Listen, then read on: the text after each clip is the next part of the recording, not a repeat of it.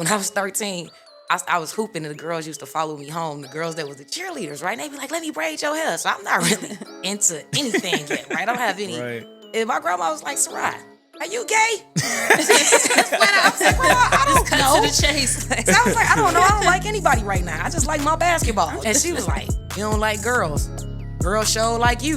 Man, the way she said it was so fun. She said, don't, and she's like, I just want you to know I'ma love you anyway. You have really demonstrated how you are so much more than that. And so I'm glad that we didn't stick to that thing. And you are authentically, unapologetically who you are. My identity is Sarai. If your identity is who you're sleeping with, you got some other shit going on. That's just like people who their work defines them. If your work defines you, when you no longer work, who the fuck are you? What's up, y'all? Once again, this is Joel G, the mentor. And this is Steph Harmony. And you are tuned in to another episode of You Don't Know What I've Been Through podcast. It's stupid for me to argue gender identity when my birth certificate says that I was born a female. Know what I've been through. Healing is a journey. Yeah. It's not something like, oh, I'm arrived. I've been through. You don't know what I've been through. Nope. You don't know what I've been through. You listen and we don't. You don't know what you don't know what I've been through. You don't know what I've been through. Nah, you don't know what I've been through. Everything that I've been through, I've been straight. So this person I got now here today.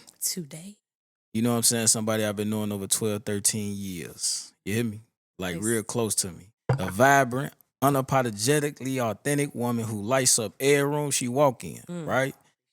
You hear me? Proudly out and living her truth. That's why I love her so much. And she carry herself with a lot of confidence and warmth that draws people in instantly, whether she's cracking a perfectly timed joke, and that's all the time, that leaves the whole room in tears, or putting together a raw outfit.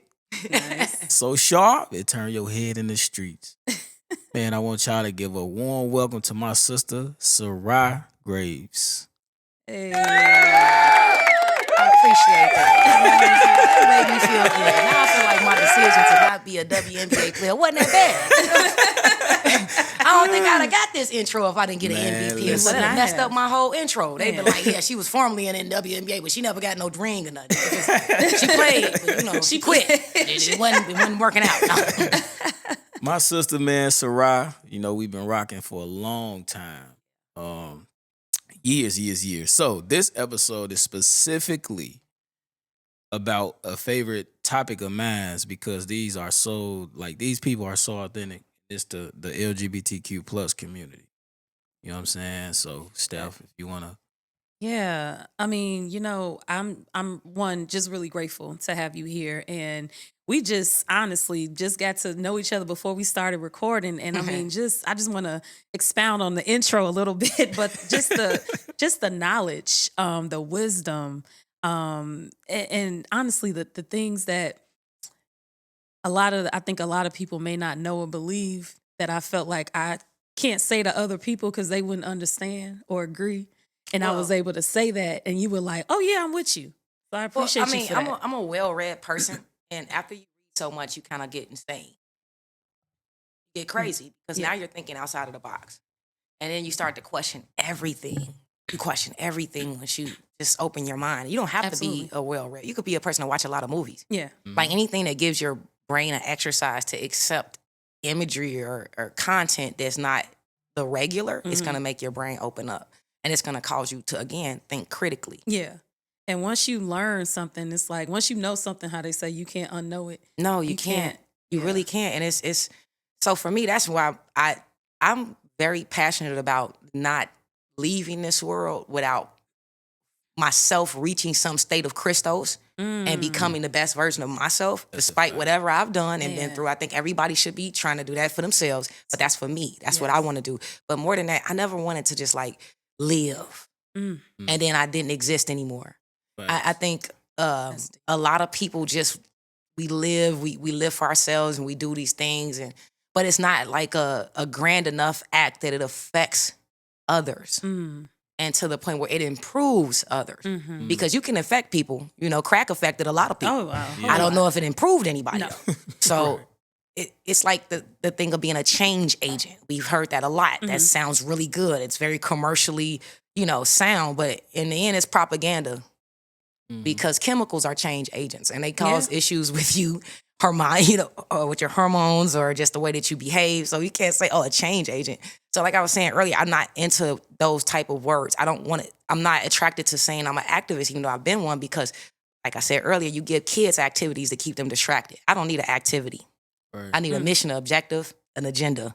So I'm into thinking like a revolutionary. And one of the people me and Gerald both know is Fred Hampton Jr. I've been blessed to meet him and know him and have a personal relationship with him. Yeah. Especially as somebody, I saw the movie Panther when I was a little girl. I think it came out in like 94 or 93.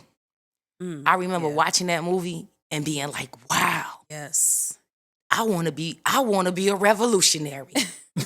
Right? You know what I'm saying? And I had the type of grandmother who was big on us having a grasp on where we came from because throughout that time period, she was in Japan because my grandfather was in the Vietnam War.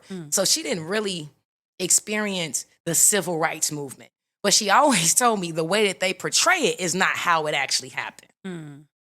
And so for someone born 1940 to say, I don't remember that like that, but okay, that's what they teaching you in school.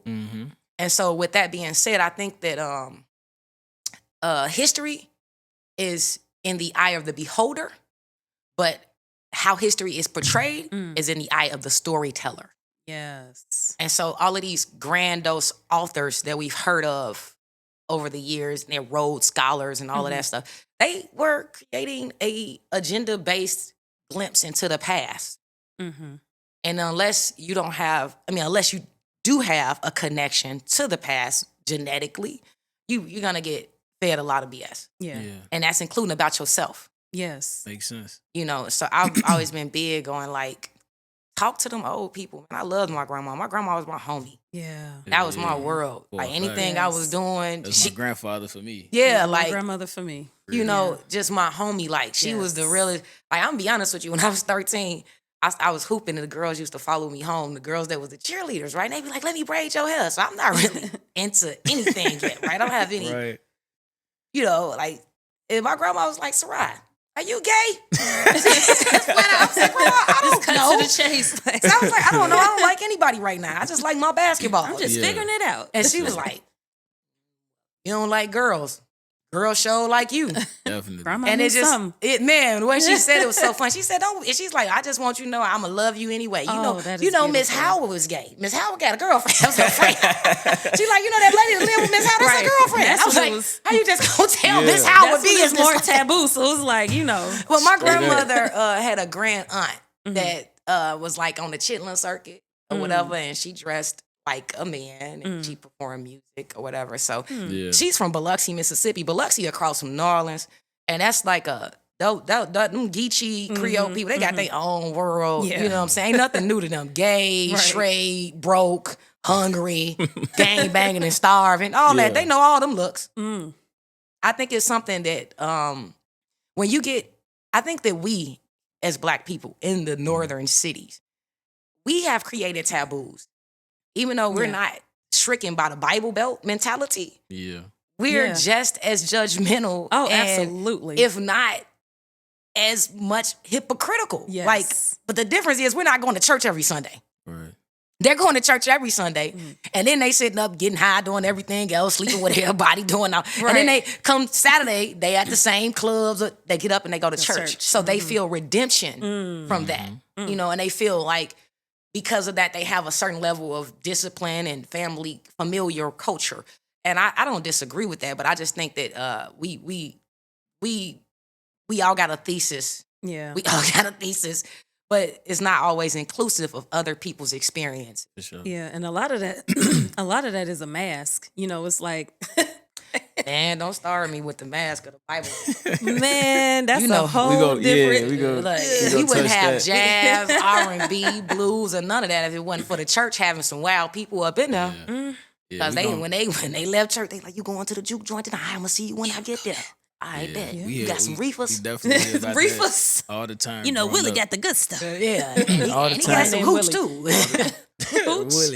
Willie Earl. Nah. Willie And Johnny Earl. Lee. And Johnny Lee. And People- Johnny Lee. It's Jimmy two Lee. names. Yeah, all of that. No, but definitely like that's dope as hell, and that's very touching.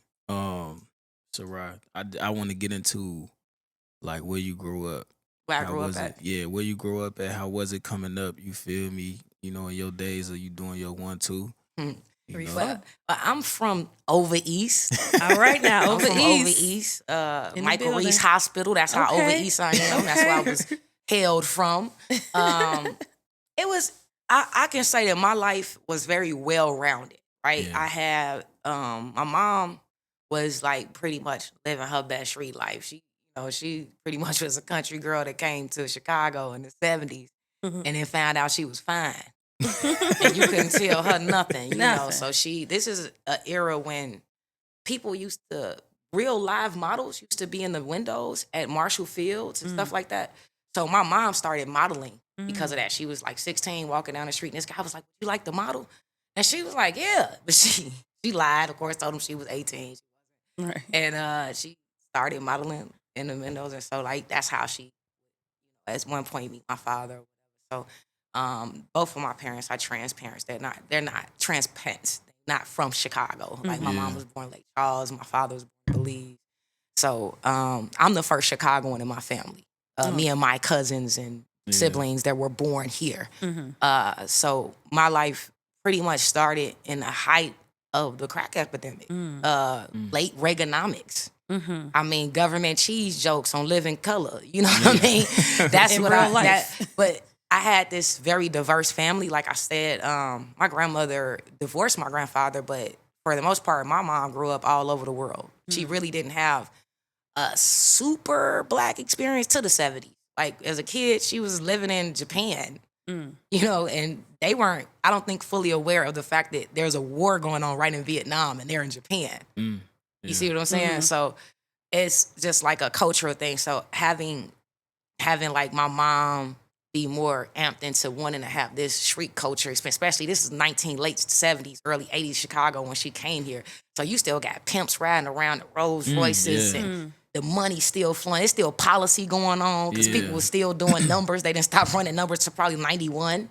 Right. You know what I mean? Yeah. So like the culture was just like booming and my mom was wrapped up in it. And my aunt, she was like the second oldest. She was more of the homebody. Well, she was a party girl though. Like she was a model out too. All her friends was like Miller girls and stuff. So my aunts and my mom were the girls. They stayed here in Chicago with my grandmother and my uncles went to California. So growing up, I had family everywhere. Like my aunt lived in Arlington Heights. So at one point we lived in Arlington Heights with her. But like my early years, one of my fondest memories is of being over east.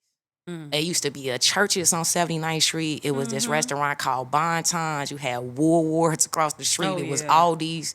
And then it was Goldblatt's. On Stony. Yep. And then like going down 79th, you had Miss Josephine's Beauty Salon and her husband Magellan. He owned the True Value. And my grandmother was really good friends with that family. So like it felt real comfortable. But I never realized who Magellan was till I was older, who Blackjack was.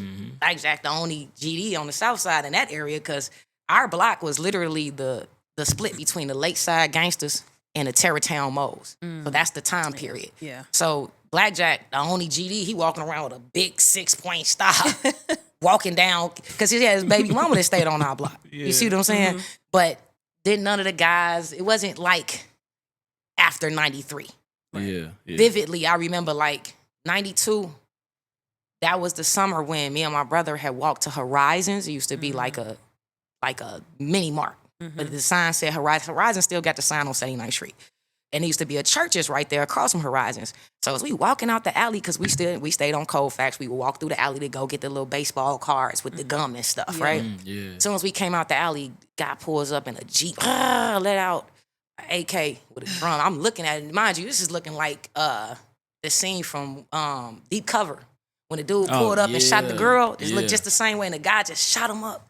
Then he got out and stood over and shot him more. Wow. And then they hopped in the car and they drove off. I was so messed up. I'm crazy. I'm telling my brother, like, what we gonna do? He like, run. I couldn't get my legs to move. I done peed on myself. I'm just stuck messed up. So my brother just grabbed me and we go through the alley or whatever.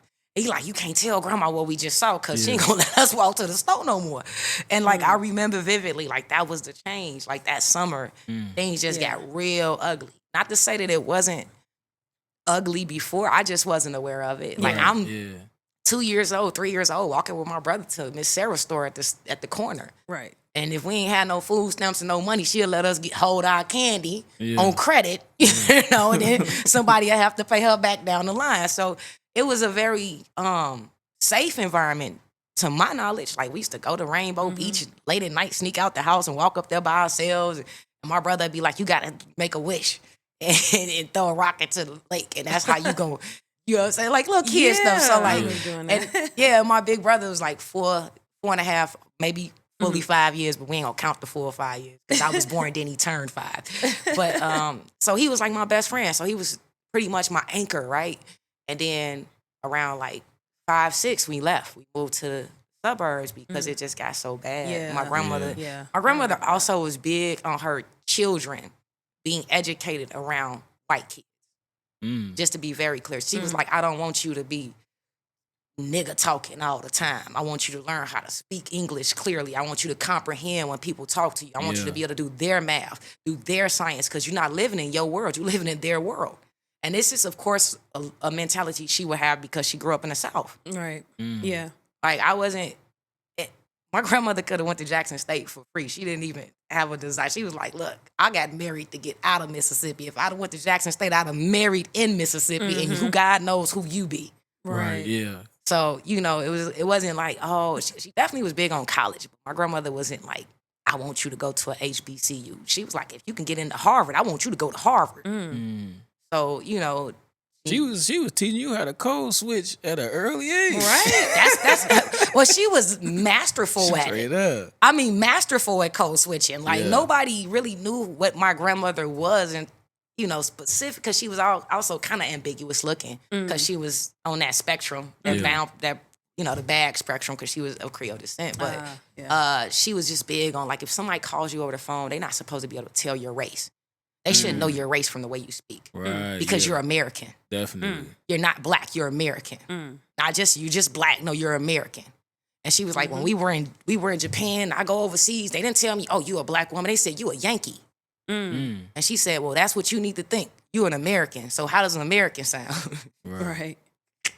Well, it sounds like, first of all, your grandma sounds like phenomenal. Just absolutely phenomenal. Bible thumping and switch. Yes. And wisdom and knowledge, and definitely sounds like a lot of what she gave you and imparted to you definitely helped to shape, who you are. Oh, absolutely. And even just from our brief conversation today, I see a person that is on top of being very smart and knowledgeable, but just authentic and knows who she is. Like, you know who you are. So I appreciate I want to go back to that moment. When did you first really start to realize who you are? I would say around like 16 or 17. Okay. Because I was like, I remember my best friend from grade school, her name, and she was like, you gonna go on a date with that boy? I was like, yeah, I'm gonna try it. She was like, do you like boys? And me and Franny been like this since like 6th, 7th grade, maybe 5th, 6th grade. But she was like, I just don't see you with boys, friend. It's okay. I'm not gonna judge you either way. Yeah. And I had went on this date. I had called her as soon as I got home. I said, right. I hated it. And she was like, why? I was like, I felt like 2 dudes on a date with each other. And then I was like, honestly, I felt like more the dude than him. He didn't want to talk about nothing. He was shy, like he was scared to talk to me. Because he really did like me, but I didn't even like nobody at this time. Right. Still, like, I really didn't realize who I liked because I was so busy and being ambitious. Right? I was very ambitious as a kid, as a teenager. So, like, relationships and sexuality was taboo to me, especially coming from the hood. Like, I had a lot of cousins and friends that had babies before we were 15. I didn't want to be a teenage mom. So that wasn't, the thing for me. Then I will never forget my godmother told me and my god sisters when we were like 5, 4, that if you kiss somebody, you're going to get pregnant. Now, technically, Why I she's not remember wrong, that? because I if you remember- start I mean, kissing, it's you're going to not start really doing kiss. some other stuff. Right. So And she then- was never wrong. She said, if you kissing like that's they why I kissing on remember that that. movie, you going to get pregnant. Yeah. I'm telling you, it took me to be 16 to get my first kiss. Because I was like, I'm not trying to get pregnant. And I really believed her. Taking biology still believed her. Yeah. Still believed her. Like, you know, like you said, belief. I know, right? I was like, she right. Somehow you gonna get pregnant. Yeah. Even though they not saying it in It's not in biology the class, book, but- I don't believe them. I believe her. Right. They leaving something out. So it was like 16, 17.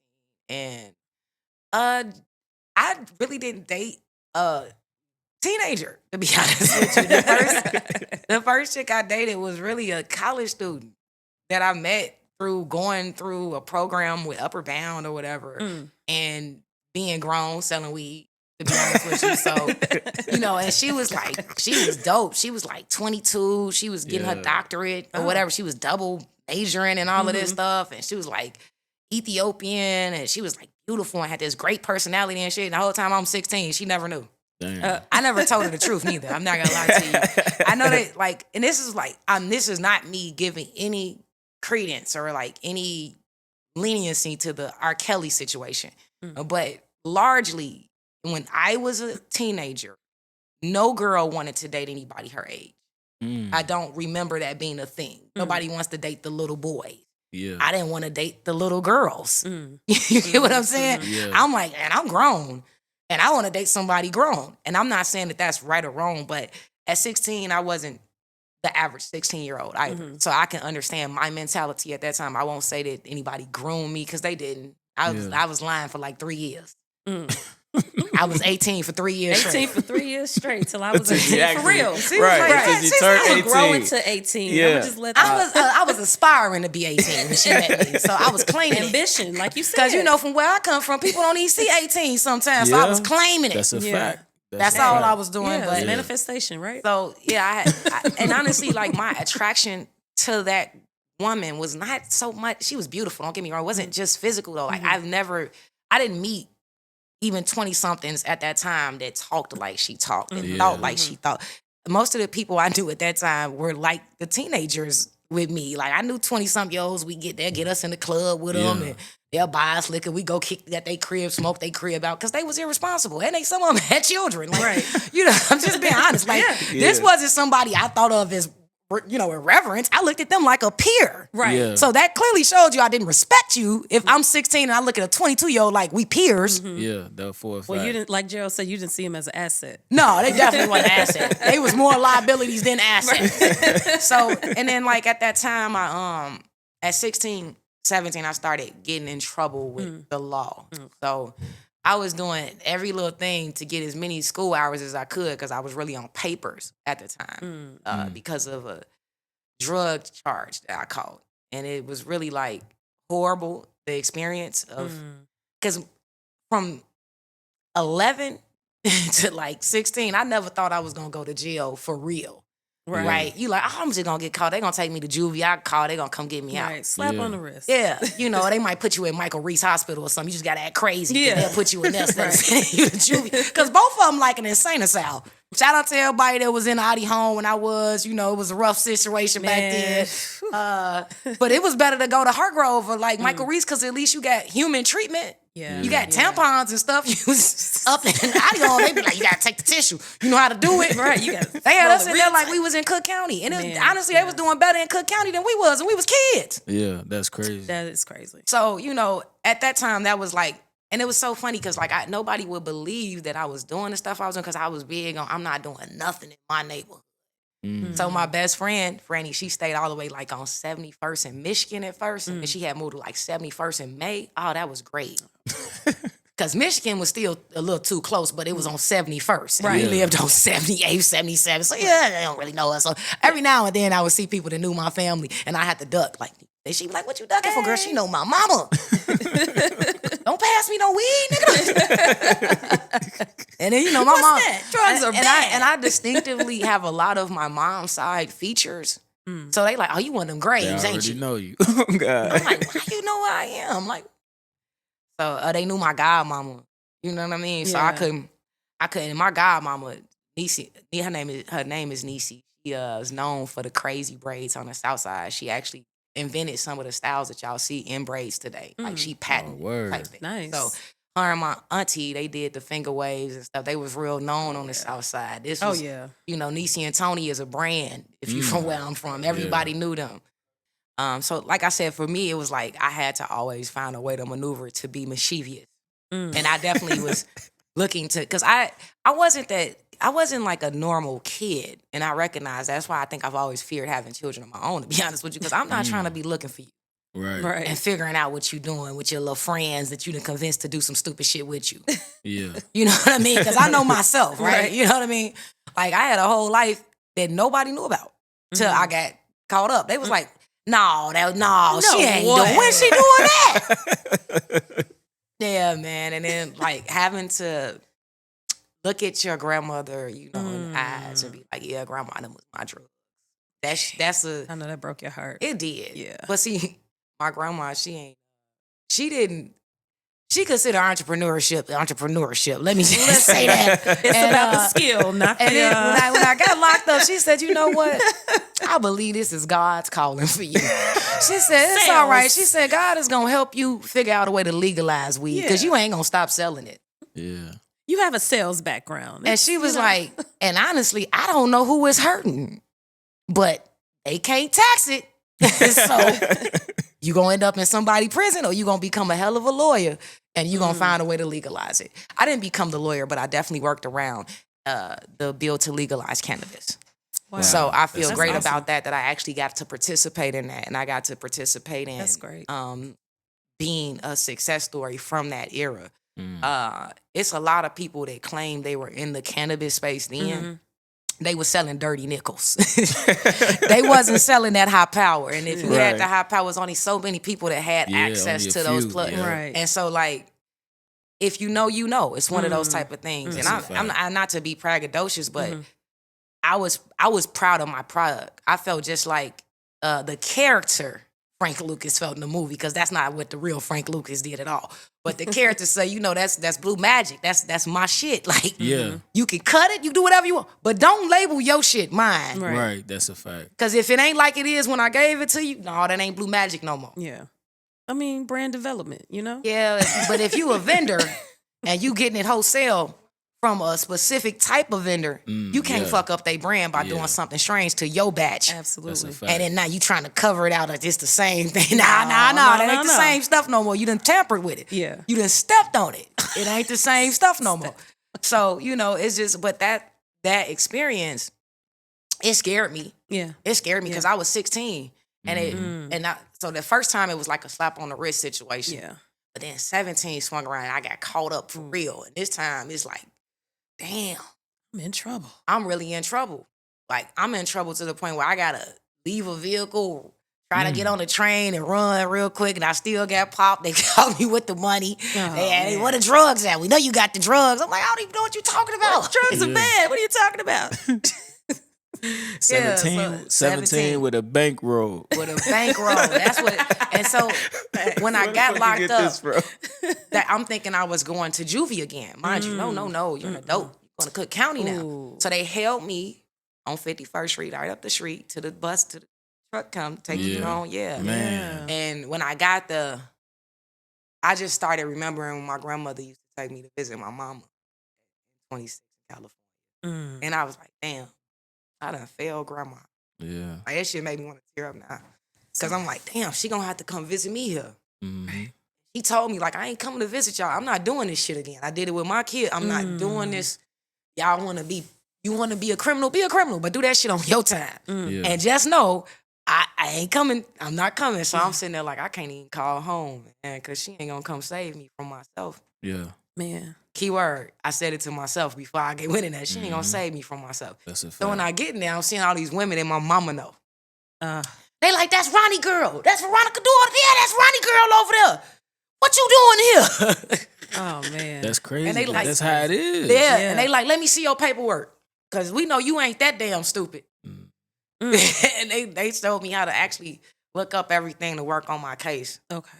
Because the way I got caught was bogus. It was hearsay. Somebody told them that I had something. They had no proof of it. They just had the fact that I did have this person's vehicle that they then turned around and reported stolen. Wow. It was just it was a fiasco of a situation. Right. Where, hey, y'all out there watching, I don't care whoever told you a crackhead rental was a good idea. It never is. You don't trade crack for vehicles. That's a fact. Because they going to smoke the crack and forget that they agreed to this shit. And then don't never give them too much crack. Yeah. Giving 2 8-balls to a crackhead for 2 days is never going to last. It's going to get smoking all that day. And then they're going to be looking to get high again. And they're going to remember they gave you their car, which was their only way to come up. Yeah. Oh, yeah. So crackhead rentals was an era. It was a thing. It was. It was a man, you know, but you had to issue the drugs out to them. You couldn't just say, take these 2 jabs and don't look, I'm gonna be back. No, you can't do no shit like that. No. What you that nigga, first off, he smoked all the drugs up with the other crackhead. Then they decide they want to break into houses and steal water heaters. They get popped. This nigga say, I know about a big deal going down right now. Hey, God rest his soul, because he's no longer with us. Oh. It's my nigga, what? He flew right on you. And here go my brother. Well, why would you get that nigga? I was the kid. Like, you don't get no crackhead. You got to give him a couple bags, and you let him come back and get a couple more bags. So, yeah, I didn't understand crackhead economics. I didn't know how to will and deal with crackheads. I still don't. I don't, and I feel like I always run into a recovery crackhead. And it'd be like, you acting a little crackish. Because it take a long time to get that crackhead mentality off, right? Yeah. So, a crackhead will sell you out to get high. You got to keep that in mind. That's a it fact. ain't even no malice in their heart. They don't remember who they are till they get high. They're like a vessel that's operating off of addiction at that point. Absolutely. Like, they're like a single cell micronism. Seriously. And the single cell is crack. That's crazy. I'm just for real. It's like a single cell organism or whatever. And it, like the little microscopic things you see on the Science Channel, and they got a heartbeat and everything, but ain't got a heart. So yeah, that was the thing that it made me have to grow up. Yeah. Like, you're making poor decisions. Hell yeah. And these poor decisions ain't gonna stop, if you don't stop them. That's a fact. Yeah. And so, yeah, I ended up getting off on my case or whatever. So I ended up with like 8-9 years of probation. Some stupid shit. Like, dumbass, they give you that long ass time. They want you to fuck up again. Like, nigga, go home, fuck up again. Yeah. But I didn't do anything in that realm. And I didn't do anything to that degree. I was like, I'm leaving this shit alone, man. I'm going to college. For sure. So I took my little probation. I'm not gonna tell you that I ain't never tried to sell no weed again. I just wasn't trying to be Tony Montana. You know what I'm saying? Big meats and shit no more. Man. Fuck that. I don't want the Scorpio when I bust it. What Jesus I don't want it. You could do your thing, players. Don't get caught. Man. Oh God. Yeah, but you the thing is, like, when you young and you start making money, and then you don't have a sense of like an hourly wage, right? I've never made a real hourly wage up until leaving high school and then becoming an adult. Like, my first real money was made between 10 and 15, and it wasn't no hourly wages. Right. And I didn't start off as a drug dealer. I started out just as a hustling ass kid. I bought candy, sold it at school. I mowed lawns. I carried bags. I did whatever, because I always liked money. Straight up. I like money since my uncles would tell you as a little girl, they'd be like, what you want to do when you get big? Oh, be rich?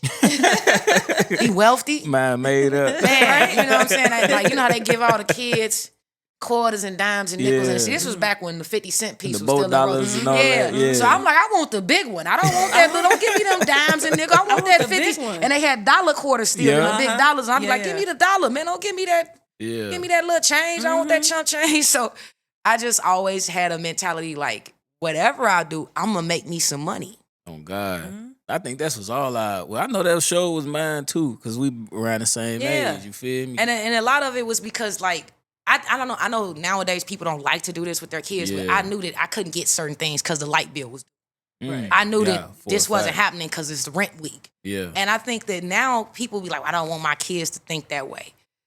True enough, you don't want them to worry. But the reality is, these are the things that dictate what you can give to them. That's a fact. Because whatever, first you're creating all of this stuff so they can have shelter that's safe, right? Yeah. So it's really about them in the beginning with that. And then their needs come into play and their wants come into play afterwards. Right. So it's just, I feel like if I didn't have an understanding that we had lights, we had gas, we had things that was due, I wouldn't have had a need or a purpose. Yeah. And I'm not saying everybody needs to have a capitalism-driven purpose, because capitalism is not a savior. No. I'm not going to sit here and tell you that money is going to make you better. No. It never will. No. It'll make you the worst monster you ever been. Absolutely. Because now you can buy the things that you so want to do, no matter how shady and how, horrible those things might be. You got the money to do it. Yeah. So this is how you get Epsteins and Diddy's and stuff like that. You got to remember, like, a monster is a monster is a monster, but a monster with money is a creature from the Black Lagoon. Oh, Man, you hit me. man. You know what I'm saying? That's scary. That's that thing. What he say in Ghetto Boys? That's the nigga I be seeing in my sleep. For real. Yeah. You know what I'm saying? You Now, gonna be look, out here, look. Before we dive into all that monster shit, cause that's another, like, that shit can get deep, and it is deep. So I don't think No, money you saves feel people, me? but No, money for a fact. money was definitely my motivation. I'm not gonna tell you it's not, because I Sure. like the freedom of money. I hope everybody does. Oh, definitely. I definitely do. So we getting money, we hustling, we doing our 1-2. Now you 16, 17, you your true authentic self. You done came out, let motherfuckers know shit. I don't like dating niggas. When it finally was out, right, that you like women, how did the household in the streets, like, how did they accept that? Everybody told me they knew. That's why I'm laughing. That's what I They kind like, of we've thought. been Like, waiting on you to tell us what you don't know. You just not finding out. Oh, okay. They found out before you did, huh? Okay, you Like, finally came they out. told her, Congratulations. and she was like, "What do you mean?" Man, well, duh. it was so funny, right? Because, like, I had took my ex to Thanksgiving, Yeah. right? For the first time, I took a girl home, right? And my grandma was starting to go through dementia at this time. She gonna whisper to my auntie at the table like, "Ain't nobody here." Yeah, that's her girlfriend. I don't give a fuck what she talking about. She talks, so that's her roommate my ass. We can hear you, ma'am. Ma'am.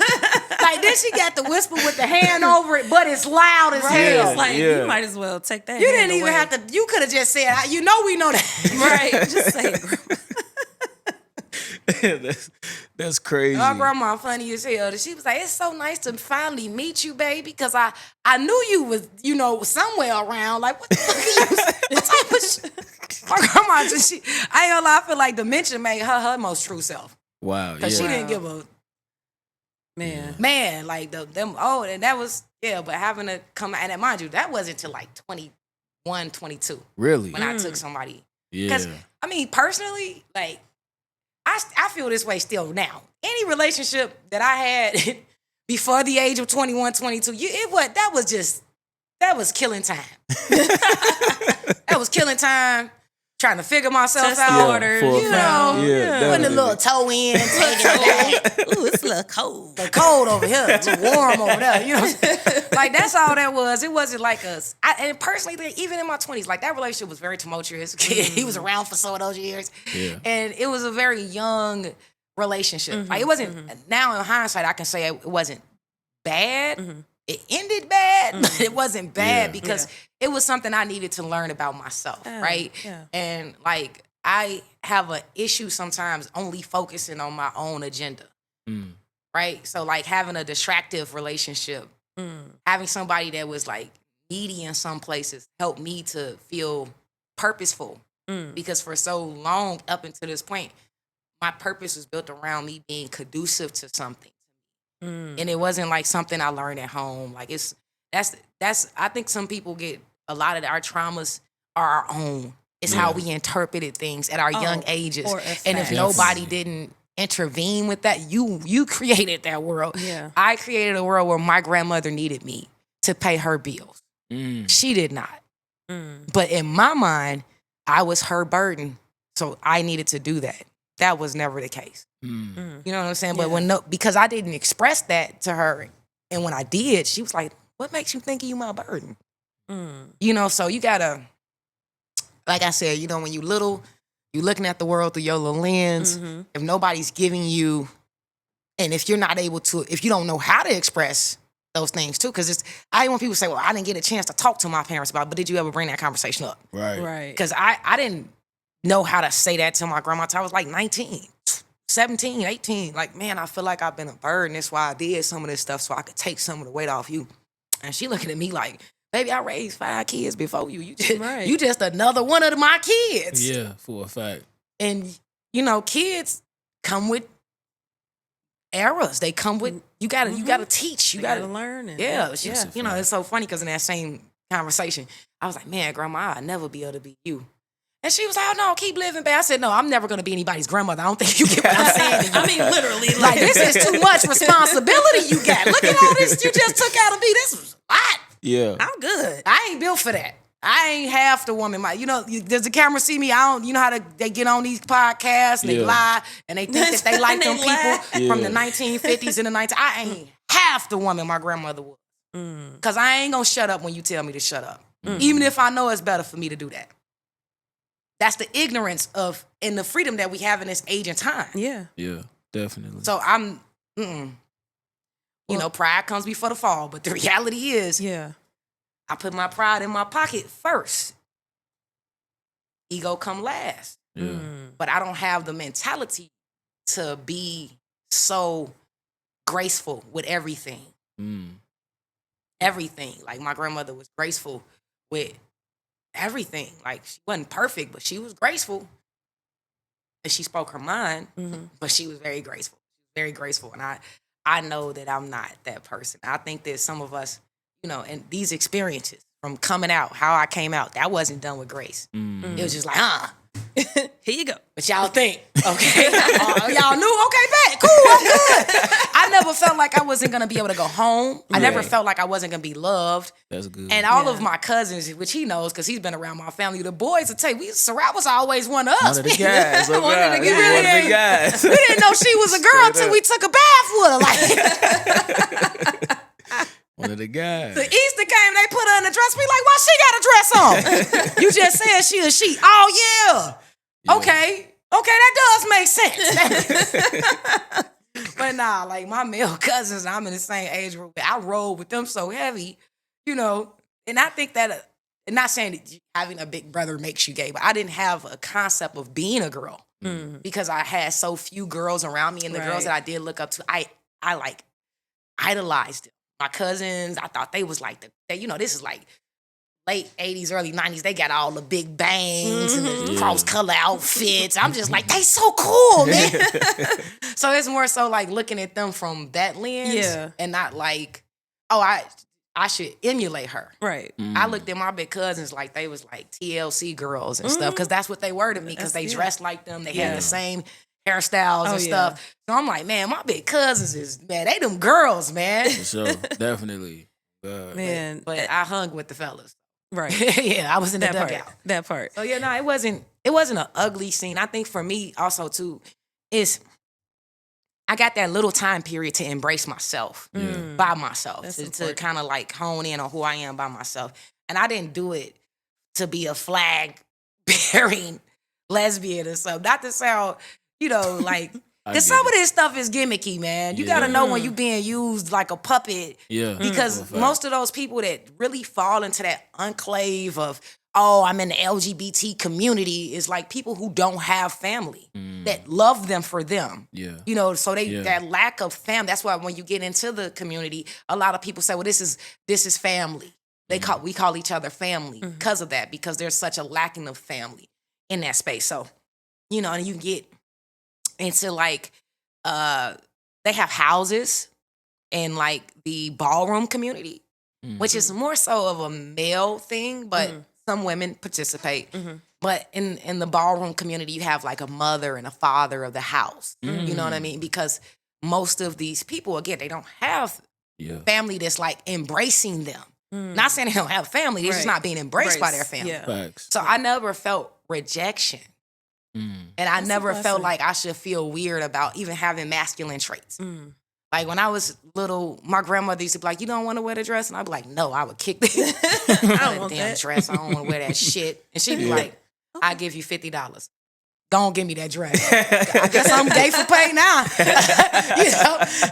give me that dress. Gay for pay is crazy. But I didn't like dresses. I didn't. I liked Barbie though. So this was a thing that really my family was confused about because they like, well, she loved Barbie. I loved Barbie because the bitch had everything. I didn't like She had a Corvette. Man, Barbie was an astronaut. She was a doctor. Yeah. She had Ken, but Ken went on about his business. He didn't have, that was her house. It wasn't Ken's house. It was her house. And then Barbie had a beach house, a townhouse. Man. And you know what I'm saying? She had a mansion. It opened up and had all these floors and stuff. So like for me, Barbie was like, I don't know if this Queen is like, pin. I swear to God.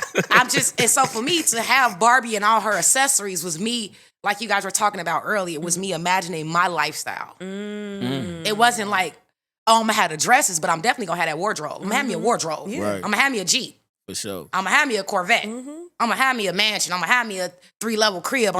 So like a lot of the things that I did achieve in my 20s were based off of me mimicking Barbie.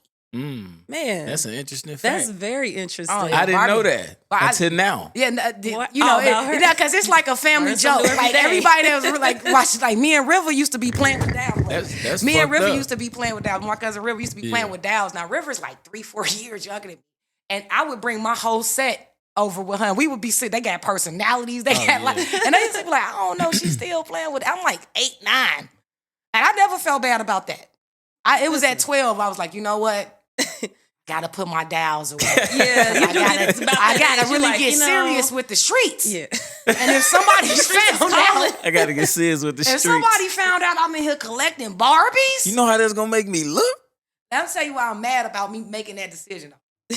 I had collector's items Barbies. I had the Princess Diana Barbie. Oh, Wow. Yeah. I gave that to some ghetto kids in my family, and she was bald-headed naked the next time I saw her. I gave her to them in a box Not with her bald-headed pearl naked. necklace set. Remember the... I'm like, damn it, I should have said, you know how much I could get for that doll today? Oh, yeah. That's And crazy. I got my mama, man, she was a booster, but she knew how to get them gifts for her daughter. You said she was bald headed. Man, bald-headed and naked. We I'm gonna like, give her a oh my haircut.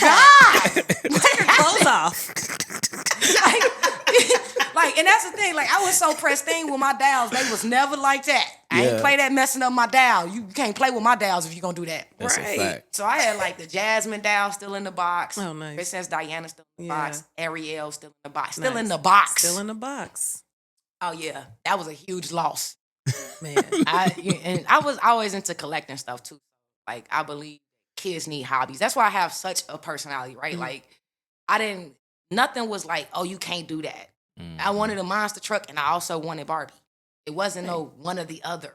Because Barbie can drive a monster truck. Why not? She did everything else. I used to take my brother's G.I. Joes because to me they were more manly than Ken. Ken always kind of gave me that he was more of her friend Yeah. and her man. And, Man, you saw the movie, right? Yeah. That's why I went to go see it the opening day. I took my best friend. She was like, I can't believe you this geek. I said I am, and you're not going to ruin this for me. I went And to we're see wearing Barbie pink. too. Yes. We wore pink to go see it. As you should. I was like, we don't mess this. You better come in Don't your mess pink. this up. And it came out on a Wednesday. I said, you know what we wear on Wednesdays, right? Don't mess this up for me. He know my best friend. Yeah, We was in the definitely. movie. He was like, I didn't think it was going to be this good. I said, I told you Yeah, it was it going was to be good. good. Like, what about Look, to me, too, for women in this age group right now, like, in this time period, either you're a Barbie girl or you're a Bratz doll girl. And you can tell the difference. The 26 inches and the, you know what I'm saying, the snuffleupagens joints. Snuffies. When you got that snuffy on you, I know you absolutely came from the Brat era. Yeah. I like the Barbie girl. Yeah. You know, it's just a cultural thing, right? It breaks down to like what attracts you. And I like the fabulous life. And Barbie lived the fabulous life. She was like mocha lattes in Malibu at noon, and you're starting your day. That's when you started your day. I'm like, this bitch is rich. I like her. I like her.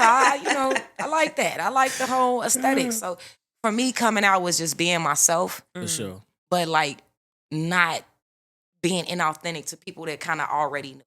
And like I said, like that closeness to family that I always had was why they always knew, even when I wasn't sure. Yeah. That's So, crazy. Yeah. And that's very important because I know people my relatives who they're hiding their gifts Oh yeah. of music, them doing what they want to do Yeah. Expressing themselves. because family won't accept them. You know what I mean? Yeah. If they came out, you Yeah. feel me? Yeah. And it's important that man, like, to have a family member or a family that embrace you, Yeah. that's huge. And that's Yeah. what a lot of young people missing.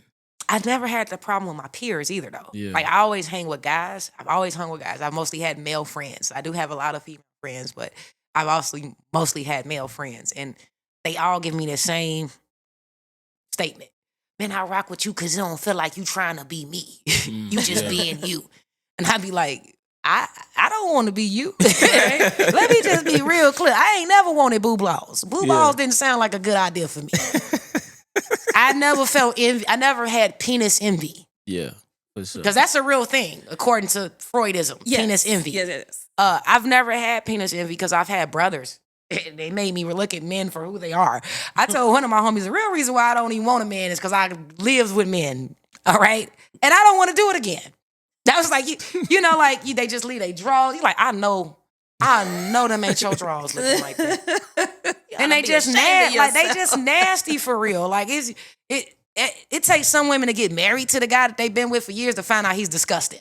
Man, that's crazy. They like, well, we never lived together. You should have probably did a test run. For sure. So it's like me, and he met some of my brothers. Man, look, my brother would be eating. He'll drop it on his shirt, be like, yeah, I'll get that shit later. That's dessert.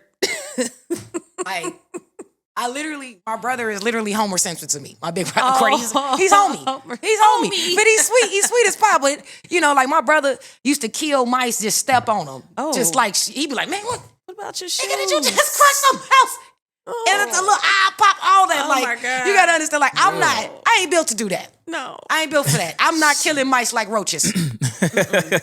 So, you know, I have a very clear understanding. This is male and this is female. Yes. And I'm comfortable with that. I don't play the gender identity politics. And like the weirdest experience I had, I went to a cologne making class, right?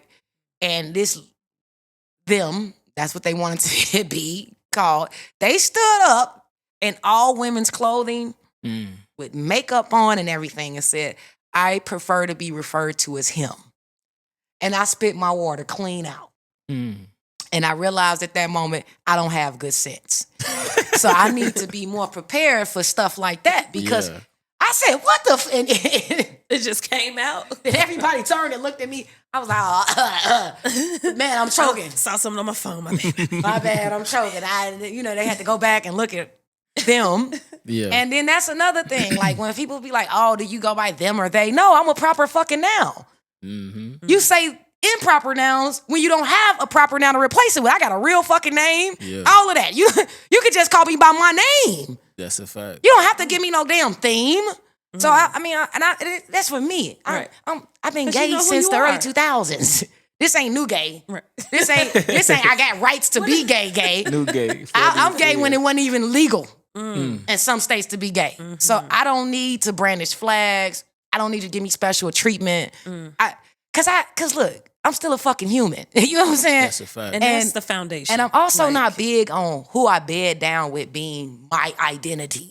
My identity is Sarai. That's powerful. If your identity is who you're sleeping with, you got some other shit going on. That's a fact. That's just like people who their work defines them.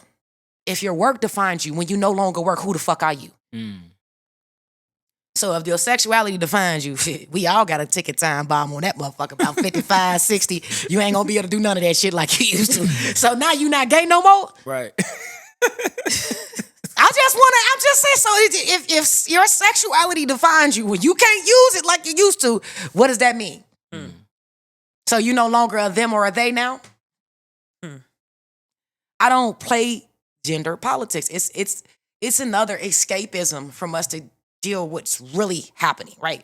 What's really happening in America is that we have social issues. And they're beyond gender wars. Yeah, it is. We have societal standards that are set by people that have never lived in society for real. That impact everybody. Yes. regardless of People anything. make decisions for your children in public education that have never been to public education, and nobody in their family has. They're all from Gruton and all these private schools that you've never heard of, and you don't know anything about their curriculums. So I don't play those, because those are the people that create these propagandist issues. So we could sit the small man, the common man, and go like this, and go point, it's you. I ain't got no problem with the immigrants. Because first off, who landed are we on? Who's landing on? And who the fuck came here that wasn't on the boat? Because even the original settlers of America, the indigenous man, they also came over the boat too. So I don't know, I don't know what any of that stuff means. I think all of that's distractive for you to not pay attention to what your banking system is doing, for you to not pay attention to what your local government is doing, for you to not pay attention to the taxations that's going on around you, for you to not pay attention to the shifts in technology. Because when things are shifting and you're distracted and you wake up and you find out you've been fired and it ain't even a fucking human calling you to test, a robot that's interviewing you, it's a robot that's firing you. Fired. Goodbye. And then, like, it's new stuff happening right now. Like, they're doing it in Europe and they're doing it in Asia, where they're calculating your carbon output, your individual carbon output. And why is that important? Because carbon was destroying our ozone layer and then causing us to have glaciers melting in Alaska and Antarctica, and, of course, the source of global warming. It's the reason we're having global warming. So if they could control everybody's individual carbon output, then they could possibly turn the tide. Fun fact, this is a fun fact, this the blur to me. I love it. 1 acre of hemp, also known as cannabis, can eradicate up to 400 cms of carbon per block.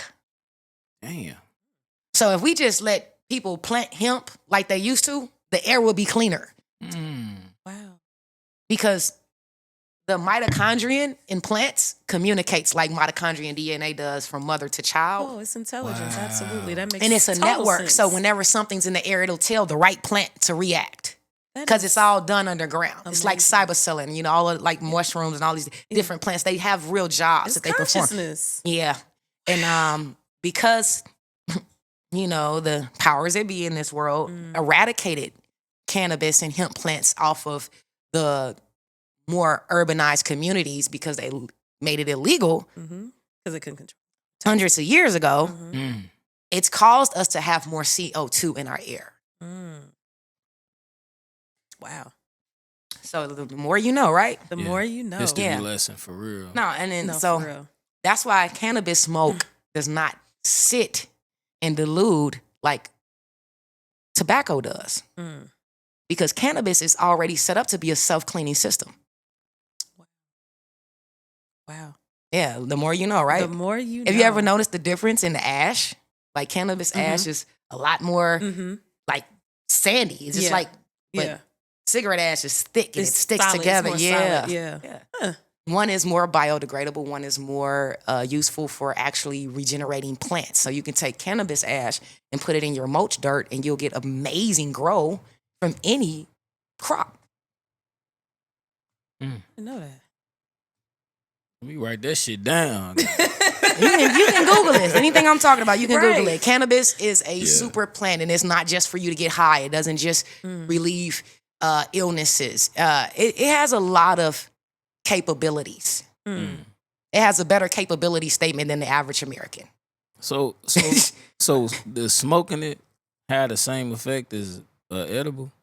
No, because one is a physical high and one is a cerebral high, and sometimes you get both from smoking, but you absolutely get a physical high from eating cannabis.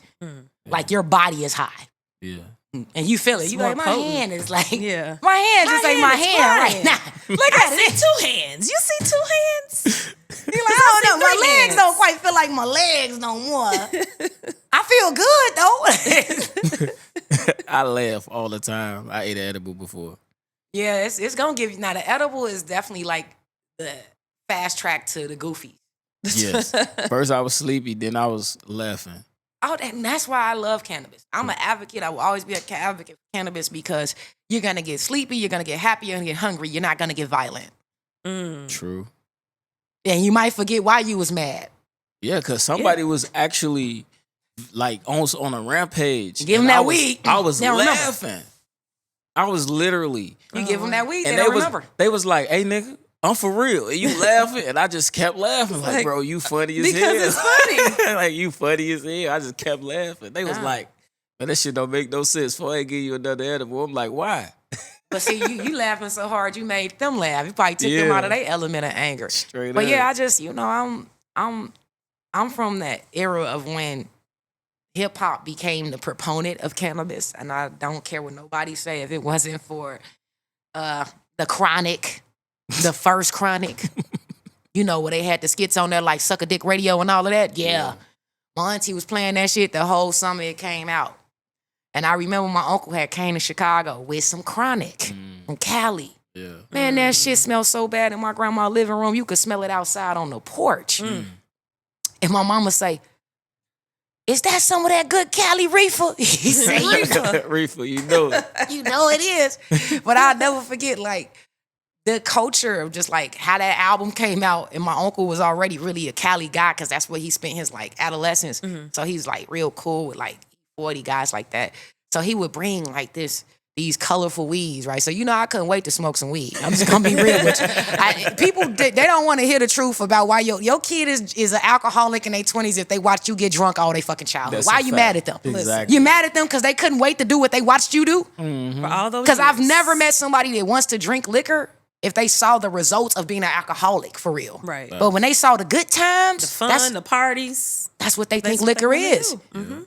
You know what I mean? So I thought weed was like, man, it's some cool shit. This is my mom and her siblings. They go sneak out on the porch and they hit the ones that did it. Right.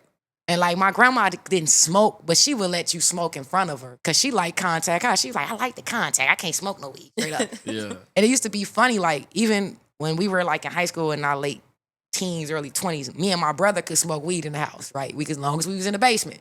Everybody in the family was like, oh my God, you let them smoke. She said, well, look, I'd rather they smoke it in here than go outside and get arrested for doing something they gonna do any fucking way. She said, you act like I'm letting them smoke crack down there. That's crazy. They ain't down there getting high for real. They ain't doing shit. I was just a little crazy. It was just so funny because she'd be like, well, my grandma used to smoke reefer. Now that I think about it, because that's what the smell was. I never knew what the smell. Yeah. For a fact. That's But crazy. she said the more I would be around the smell, it would bring back the memory of when her grandmother and the other, they would smoke on a pipe or something, And she was like, as a matter of fact, not only did she smoke it, she kind of grew it. She used to have a little plant that they would go get it off. She's like, the more I'm around y'all with this, bring it back Unlocking memories. the memories of it. And she's like, I've been smelling that smell since I was a little girl. wow. Yeah. So not only, it's not like, I think it's a taboo to people that like to imagine a past that never existed. I'm gonna keep saying that. Like, you like to imagine that your grandma and granddaddy just had this amazing fucking relationship, and then nobody never do nothing wrong, and they wasn't never hoes and shit. They ain't sleep around on each other, Yeah. They didn't do drugs. Some of them did. Yeah. Some of them got pissy toe up drunk off a straight sherry and never drank again. They was like, yeah, I ain't never doing that shit again. And that was wine. You know what I mean? That was a wine thing. So like, I think for us culturally, it's all about culture. Like my family was kind of flat plateau because my mom had so many siblings and her and my aunt got pregnant like 3 months apart. That's a long story. But my brother and cousin were the first two born back to back, my grandmother's grandkids, and her youngest kids were teenagers. Like my uncle and aunt were teenagers when we were born. Yeah. So like I had a very unique relationship with my younger aunts and uncle because we were so close in age. Yeah.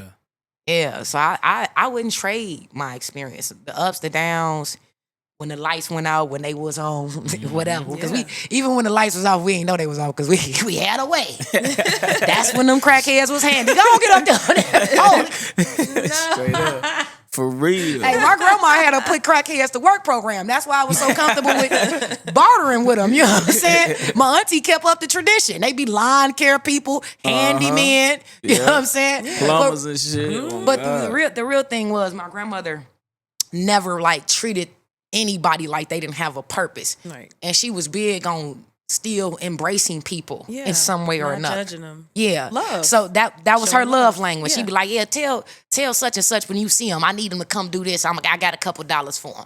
But it was more so she didn't want the nigga to be stealing. Yeah. Because she know they wanted. She used to say that I give a lot of these people some money so I can keep them okay because of shit. I don't want them to hit me over my head for my purse. For sure. Right. She said, so if you got a couple dollars and you need some work done, you know the nigga do it, just give him the money. Like, what's the problem? But everybody don't have cultural affinity. You know what's crazy though? The way you just explained that's what the young people going through today. Oh yeah, no, they ain't got grandma no. They ain't got glow jeans. that's They ain't what got I'm glow saying. jeans no They more. ain't See, got glow grandma no jean more. gonna come out there. That teenage shit, girl, please. My grandma was fucking up 10 generations of teenagers. She used to kick everybody out of Hearst Park. She did it to my generation and my mama generation. To the point where I've met people like, man, you know your grandma whooped me before? For what? I was kissing this girl on the swing. She said, oh, y'all get y'all ass out this park. Listen. I know y'all mama's looking for y'all. Yeah. So it's just, you don't have them people. Like my grandma, niggas would be shooting The in village. Terrortown. She'll walk out in front of, hey, y'all stop shooting. These kids got to go to school. Like And she wasn't, yes, and I used to ma'am. be like, this how I know it's a God. Because I watched my grandma walk out in front of niggas shooting for real. And then the bullet touched her nothing. Oh, She my just gosh. walked and they just stopped. And I'm like, Grandma. Seriously, you like, Grandma, get down. Like, you tricking. They gonna kill you. And then she like, if they kill me, baby, I need to go. Because I'll be damned if I let some little niggas kill me. She said that shit all the time. I'd be damned if I came all the way from Mississippi to come up to Chicago for some gangbangers to kill me. And I used to be like, why she say gangbangers like that? Because she's saying they ain't shit. She's saying if your life ain't shit to you, cool, but you ain't finna take mine. That's a fact. And her reverence in herself, like her belief, she was so, man, she just believed in herself, like to that degree. Like, man, my grandma had a certain level of like obligation to life that I don't think people have, right? The elders ain't as fearless as her, and they don't care. They don't care. She cared. That wasn't me and my brother over there going to school. It was some other people's fucking kids going to school. But in her mind, we all black. Yep. Them is my babies too, and you niggas ain't finna kill these kids. Go kill yourselves. She say all the time, why don't y'all just go in the alley and stand in a line and shoot each other? That's how you saw that shit. That y'all want to go to war for real, just go draw a line, and both of y'all go stand on the side of it, and then fire. Yep. But then ain't nobody around for that shit. You know, ain't nobody around. It's y'all. But I watched my grandmother do that numerous times. She was just a fearless person. Fearless is a way of life. And it don't start when you get grown. And you got to teach your kids to be fearless. My grandmother grew up in her life was it was struggle bus. You know what I'm saying? She grew up in Biloxi, Mississippi, in a port town. Her grandmother ran a whole house. It wasn't no simple life. So she didn't have like this gleaming outlook on life like you can't be real. You gotta be real. Absolutely. You ain't had no choice. Yeah. For a fact. And again, she did not hold her tongue. She wasn't and my grandma was a little lady too. She about 5 feet, 5'2". Wow. Wet. You know what I'm saying? But she didn't play with people, man. She didn't play with people, and she was honest. Like my brothers all dropped out of high school around the same time, and they want to sit in the living room, play video games and shit. She'd go in the basement and cut the power off. And then she'll come upstairs and say, look at you, all y'all finna go to shit. You can't even figure out how to cut it back on. And it took me probably just to now to get it, what it means to go to shit. The gender identity wars, that's going to shit. Not doing nothing with your life, that's going to shit. That's shit. That's bullshit for you to focus on. Yeah. It's nothing with purpose or meaning. Yeah. See, some people told them to go to hell. My grandma said, you going to shit. I use that to this day. They go straight to shit. Like I said, I'm just not into the attractive stuff. I think that it's just so much more that we could culturally come together over that could be beneficial to one and all. You know, it's too many things that they create gang-banging situations for. Like I said, my grandmother was, to me, like a freedom fighter in some respects, because, like, some of those kids have been dead if she didn't stop them from shooting each other, you know? And me just seeing that, it made me always have, like, a will and a conviction of self. Like, man, I ain't scared of nothing. My grandma, you know what I'm saying? And I'm thinking of her as this little frail lady, of course. You know what I mean? And seeing how courageous she was. So it's just being...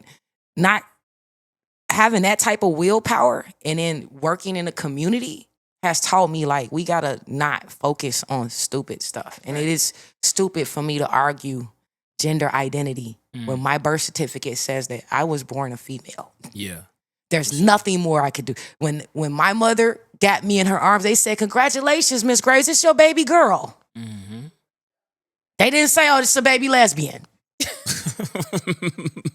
This your baby they. Yeah. I'm sorry, like, you know, and I'm not saying that negates that doesn't negate anything else for anybody else. That's not everybody else. That's just me. This is who you are. That's how, And so you know who you are. yeah. So I just don't, and like I said, I just think a lot of that stuff is pandering to somebody. Yeah. I'm not sure who, and again, it's not everybody's identity. Like for someone that may be dealing with transitioning and their sexuality, that's a whole nother world. That's something totally different. Yeah. And I don't claim to understand that either. So I don't try to give my input on that too much because, like, I don't want to offend anybody. You know what I mean? Because I may have some thoughts about that may be offensive to them because I don't believe in plastic surgery of any kind.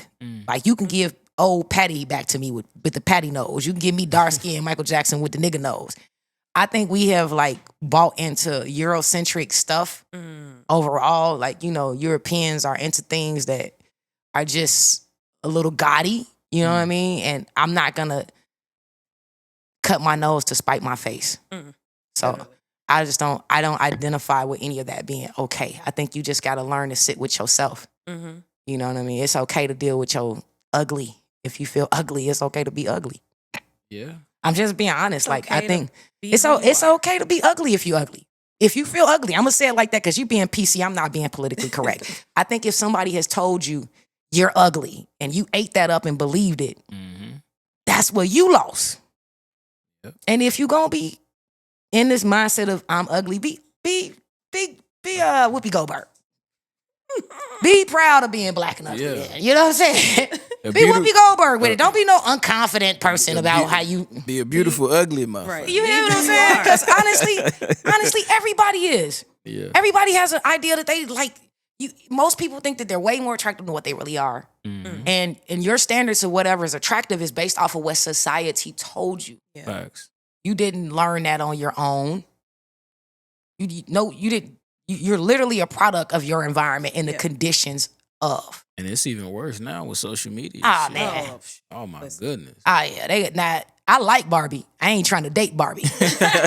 Right. You know what I'm saying? I don't want to blow up doll as a person sitting next to me.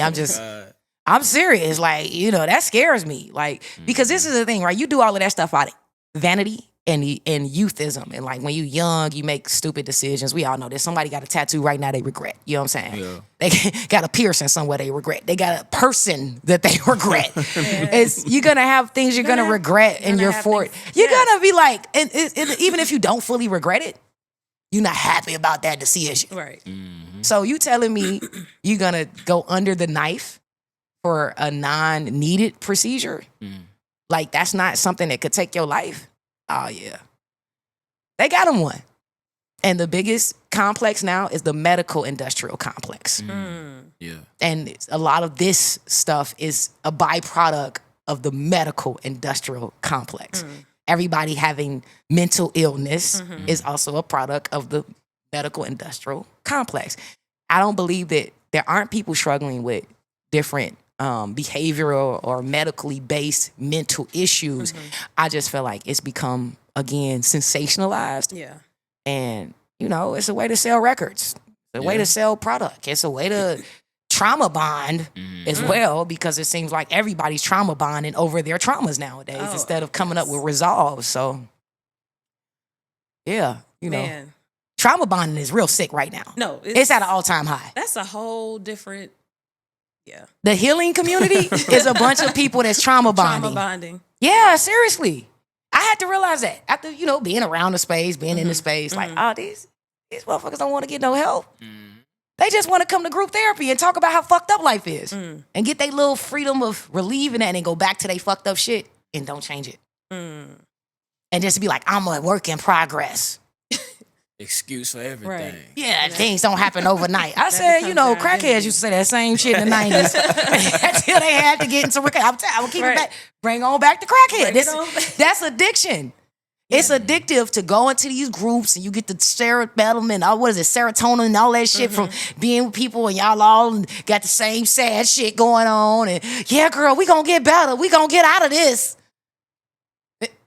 And what are the steps? What are the Right. what are the actionable steps you're taking to heal? Because when you get a wound, you first cleanse it, right? You cleanse it with peroxide, something like that. And then you put a little salve or something there, and then you cover it with a bandage. When you have a wound, but when you just got a trauma-based wound, if you just keep opening it up and talking about it, but you're not coming up with a solution. Right. That's what a lot of that Your identity. Yeah, and that's the identity thing that I'm talking about. Yeah. I don't play identity process. I'm not identifying with my trauma. Yeah. I'm not identifying with no jail sentences. Ain't none of that shit. That's not my reality. Like, even if you've been a prisoner, you can't say, oh, nigga, I'm a prisoner forever. You can't say, that's what you want, then go back in that wall. Oh, God. Going back with that with your boyfriend, gang. With your boyfriend. Seems like you missing the nigga. You know what I'm saying? I guess don't forget to drop the soap in your case. But I just think like if we're ever growing and we're growing as people, we shouldn't be trying to stop with one portion of our life and make that our identity. Yeah. I love that. I first of all, I love this whole conversation because with this podcast, we have different themes and things that we focus on. And you are someone from, I guess what they say, quote unquote, LG. The alphabet community. Yeah, the alphabet community. Shout out to Dave Chappelle for that. But from this conversation is so expansive, and you have really demonstrated how you are so much more than that. And so I'm glad that we didn't stick to that theme. Yeah, I mean, I'm Because recovering from a lot. This is who you, and you are authentically, unapologetically who you are. Influenced a lot by your grandmother, who I Absolutely. felt honestly has been here. In this She conversation always with me. the whole time. She I feel always like with me. that's She don't my play about grandma. her baby. She don't play about her baby in real life. Like, it was so bad at Absolutely. her funeral. They was like, she had this one grandchild. We knew she had others, but it was only one that she talked about. I was like, Right. that's horrible because it was that bad. She singled me out. She like, you my one. I ain't even asked for them other ones. I told them bring me a girl. They keep coming with these boys. I don't even like them like that. And this is who you are. And honestly, you are people. If anybody is struggling with identity, don't know who they are, they need to tap into you because the gems and the jewels that you have dropped in this conversation. Definitely. I'm for real. Like we never go into these episodes really knowing what to expect. Everything is one authentic, but we just have a conversation intuitively. And I loved how you just have built out the conversation. You just you went from one thing to one thing to one thing, and you have clearly defined who you are. That's a fact. I appreciate And that is so powerful. And I'm so glad. I feel like there's so many different things that we've talked about that are like their own conversation, their own absolutely. podcast Oh, for episode. sure. Oh, God. I mean, from the I'll be back. We'll have Man. other things to discuss. But I think the key thing that you're talking about is the fact that there's a version 2.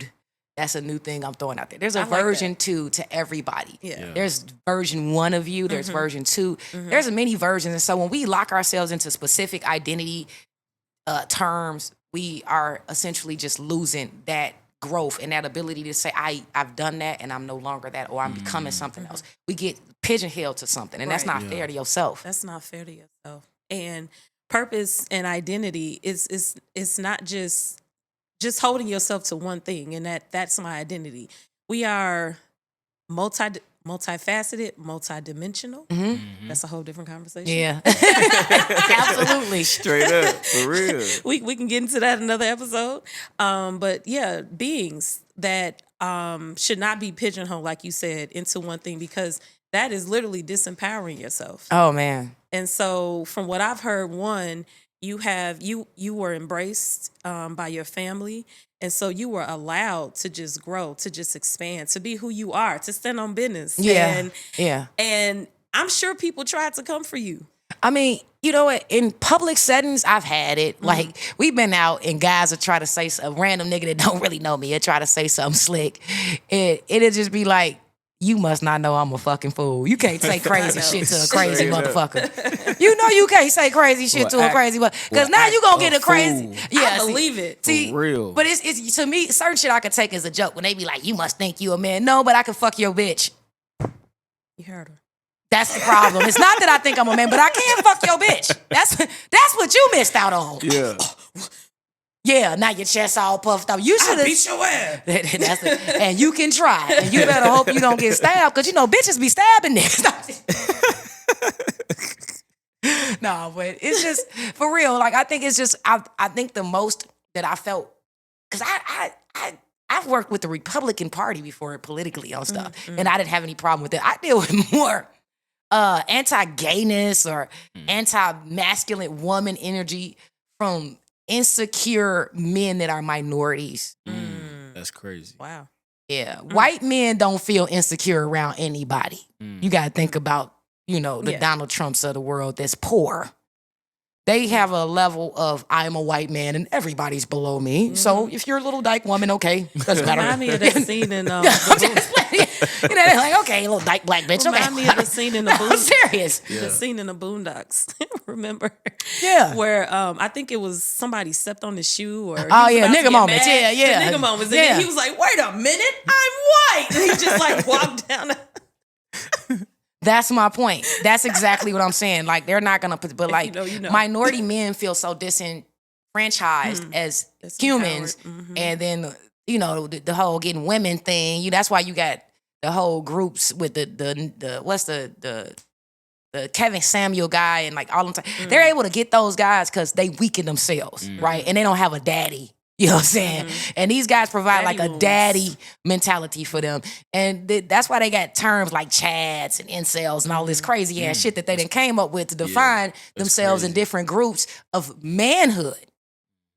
And that's when I'm realizing you don't even understand what makes you an adult, let alone a man or a woman, is respect and responsibility. Ain't got shit to do with your gender. That's a fact. So if you want to be a man, have some self-respect, have some accountability, and show up for your responsibilities. And trust me, nobody will treat you less than a man. But most of them, it's a respect that they see I get from people that they don't get. So if I'm dealing with that, that's what it is. But that's your own mantude you have to deal with. And you can't follow a lot of damn words Andrew Tate and motherfuckers like that. Yeah, that's the internet world. That's the shit they say. So you can't follow people like Andrew Tate and Kevin Samuels to learn how to be a man. No. That's a fact. That's toxic. I mean, no disrespect to Kevin. He said some straightforward, right on point stuff. But Kevin was, a little controversial. Yeah, I mean, this nigga married like 2 times. And he telling you how to keep a marriage. Like, what? You couldn't keep a marriage, but you got marriage is right for me. And never talked about how he felt. It was always other people that had the problem. So again, I'm just one of those people. I don't believe in internet gurus. I'm not here to. I'm not the way. I'm not the way. The Father is the way. Shout out to Jesus Christ. No. But I am not. I am not the way. I am my way. And I'm cool with that. I ain't listening, but I don't turn on YouTube for somebody to be anything but example for me. That's it. You're an example. Right. Because in that case, shit, the Power Rangers should have took us out. Oh, God. If we was just following stuff on TikTok, then we should have been jumping across buildings to beat up zombie ninjas. Yeah, that's a fact. I'm serious. Like, and if I was operating by today's standards, I hate when people like, man, it's the games, it's the music. No, it's your motherfucking ass. Because the minute me and my brother did anything we saw, fuck wrong with you? You can't do that stupid ass shit. That's TV. Sometimes we need to get back to that. Ain't nothing wrong with beating your kid ass. That's a fact. I just told you, like, I was more afraid of telling my grandma I'm finna go to jail than the fact that I did some stupid shit to go to jail. Oh, God. Yeah, that's a fact. And I know I know you had kind of mentioned the in this conversation, like the teen takeovers and kind of like the loss of the village, just kind of how people, don't do what they normally did in terms of adults. You see how I'm looking at you? You know why? Because I'm telling you, I absolutely participated in illegal activities as a youth. But there were lines in my life I wasn't gonna cross. And the reason it was is because the people that were raising me, they were not pushing me into this lifestyle. They were not my example of how to be the best dumb person. Because a lot of the shit they did, I didn't find out about till I was an adult, because that's when I was age appropriate to know their failures in life. I think sometimes people have not accepted that the kids that are out there right now are new millennium and not even millennials. They're like Gen Zers. Is that what they call it? Gen Z? Yeah, I think Alpha so. and shit like that. Yeah. So like most of these kids, if they're 16 years ago was 2010. 2010. Dang. Yeah. We so, up there. So that's why I'm Yeah, saying we to are. you, 2010, I know why your baby fucked up. You gave that little motherfucker a tablet. You ain't never spent no time with him. Bitch probably was popping pills most of her time while she was pregnant. I'm just keeping it real. This is what we not say. We don't have these real conversations. That's a Like fact. we be lying to ourselves. You know what was the hottest fucking song in 2009? Bite Down. Do a line. Pop a bean. And them bitches was dancing to that before they made Lil Shawty. They made Lil Shawty that summer. Let's shout it. They see that's what we not taking into account. Most of these motherfuckers, mamas and shit, was just caught up in the Chief Keef and shit wars and shit. And them bitches was too old to be in it. Cause I'm saying it straight out. Ain't no politically correct. I'm gonna keep it like I talk to you. If you want to know why a 16-year-old is able to do that type of shit, let's look at they 34-year-old mama. Hell, they 38-year-old mama. Yeah, and a lot of people are saying it goes back to the parents. Again, 16 years But ago, we not she having wasn't those 38. She was conversations. 22. Yeah. She was 22. You feel me? Did nobody think about that 22-year-old with a 16-year-old? They was just thinking she 22 and irresponsible. Lil Man spent all his time with his grandma his great-grandma that raised his mama till she died from diabetes or some shit. Yeah. Because the mama's mama was a crackhead. Like, this is a thing we're not examining. Like, I'm just being flat out. Unless you're from an affluent community and your parents was immune to the drug war and all of that shit, then this don't apply to you. But if you my age, your mama probably smoked crack. She probably didn't do it for a long time. She may have experimented with it once or twice. But 9 times out of 10, she smoked it before, if she did not become a crackhead. That's an uncomfortable conversation. Niggas want to be black excellence. All of that. They don't want to talk about the late 80s and the 90s. They don't want to talk about that ugly, dark period in black history. Because guess what? Everybody wasn't well-to-do, middle class, living off affirmative action, working for a corporation. Most people was living by government cheese, government assistance, first of the month checks. That's why songs like First of the Month resonated with us. Yeah. Bone Thugs, they resonated with us. related to Meet you at the crossroads. Why would that resonate with you? Because it was 15-year-olds and 14-year-olds being called super predators and they were dying at that time period because they were outside free because they mamas was on crack. Now the ones who probably went to jail, spent a dime in jail, got out when they was in their late 20s, they the fathers to a lot of these boys that's running around. Because they baby mama was 16. He was 25, she was 16. These are our hard realities. That's a fact. And the thing is, I don't got no problem with the age difference. Because that's normal to me. That's a normal reality, like I said. I think some people like to lie to themselves and say that a 25-year-old won't be with a 16-year-old, but they will. But if you want to know why these teens is taking over, their grandmothers was crackheads and dope fiends, and so was their granddaddies, and they was in the system, and they are lost. They don't have family trees. I had grandma make gumbo. You're sick, she makes some shit up and heal you. I didn't have nobody that got high. My grandmother didn't do drugs for real. She barely drunk. You know what she used to drink? You said Just- Sherry, right? That's when she first tried when she was young. What's that shit called? It wasn't Boone's Farm. Boone's Farm. like, it Just wasn't thinking that. I was Taylor finna Port. say that. Boone's wasn't- Farm. That shit is like Kool-Aid. Yeah, Yeah, oh it God. is. So that's all I'm saying. We rapping, but yeah, that's why. That's what it is. If you want to know what the nipping Yeah, I of the just bud want to would get your be, perspective. we need to figure out where the grandmothers and grandfathers is at so we can track down how the parenting got dropped. Because what we all had when we didn't have mama was we had grandma and granddaddy. We definitely had Great grandma and granddaddy. We had somebody. great grandma too. Yeah, but they don't have that. I'm gonna keep saying that. They don't have that. Their grandmothers were largely on drugs. And so were their grandfathers if they didn't end up in the system. So we gon' Yeah. We gonna do another episode with you on this Gotta have you motherfucker. back. What you say? Boy, this is damn, yo, you deep as hell. Which I knew you was deep anyway. We 13, locked in, you feel Man. me? Like, it's crazy, but you And know, we've been talking like we've been knowing each other 13 years. I yeah, appreciate man. it. You know, country niggas do that. Yeah. They just fall right in the fold. Right? Steph, you got a message or something you want to get to people? Man, like I was just saying a little bit before, this conversation was just so expansive, and you know, it just really just continues to iterate that, you know, can't put labels on people, right? Be yourself, be authentically you, For sure. and it really comes from knowing who you are, being unapologetic about it, standing on business, and really love. So just make sure that, you know, if anything that Sarai said resonated with you, just take that with you, because this woman here, she knows who she is. Yeah. I And with, appreciate that. and with that, man, what you think you become, What you feel, you attract, and what you imagine, you create. And we Like out that. this. You don't know what I've been through. You don't know what I've been through. Nope. You don't know what I've been through.